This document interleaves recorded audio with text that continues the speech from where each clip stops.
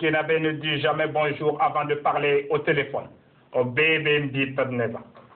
À cet effet, pour commencer... Avant que vous ne terminiez, Monsieur le Président, je voulais signaler par là que les citoyens burkinabés utilisent le téléphone comme un objet de luxe pour faire le malin. C'est pas normal.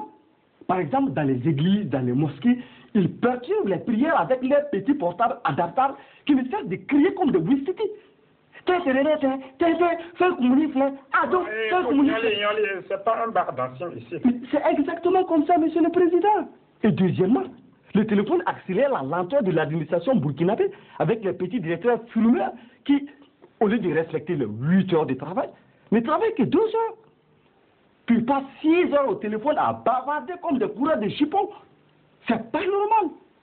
Et troisièmement, le chef de famille, quand même. Pour aller aux toilettes, ils appellent madame.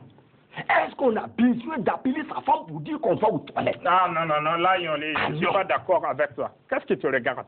Et s'il aime sa femme? Ça aussi, c'est... Ah, des fois, tu as envie d'amener madame au conseil de ministres. Madame Sida. Aïe. Alors, il faut être démocrate. Ou bien? Ah oui. D'accord. Bon, pour commencer, il faut noter que le grand banditisme devient de plus en plus une profession dans notre pays.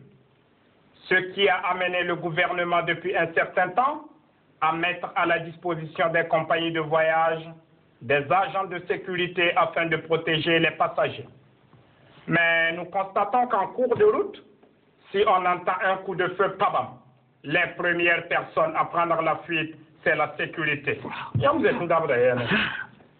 À cet effet, pour commencer. Avant que vous ne terminiez, je voulais ajouter que l'affaire des coupeurs de route est devenue très très compliquée au Burkina Faso ici, puisqu'on n'arrive plus à les identifier. Rien que la dernière fois, je partais en pique-nique vers Dori, je me suis arrêté pour donner 100 francs à un mendiant.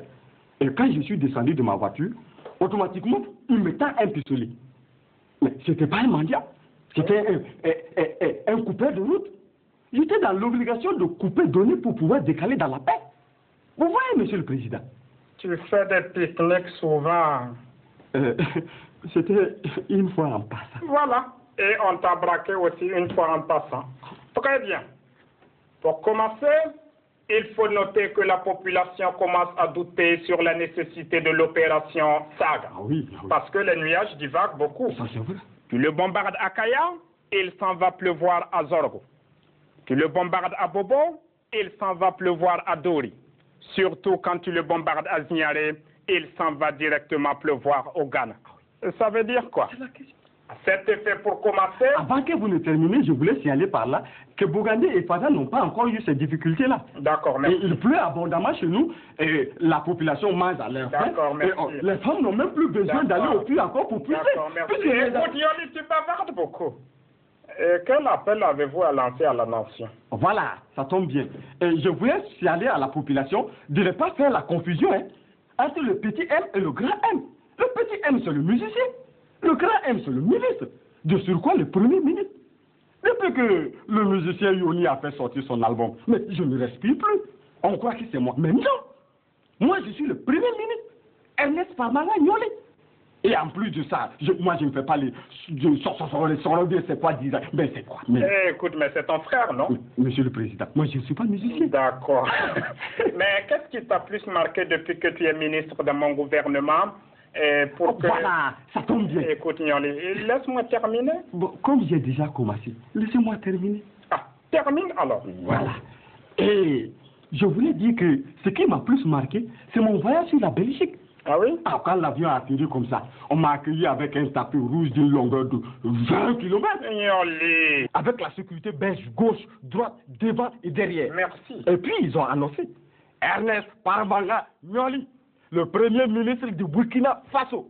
Et j'ai fait mon apparition. Vous. Le Nyoli? J'ai essuyé mes souliers. Le Nyoli? Et j'ai mis en valeur mon style burkinabé. Ah. Attends, ton style burkinabé c'est quoi? C'est mon si particulier. Ah.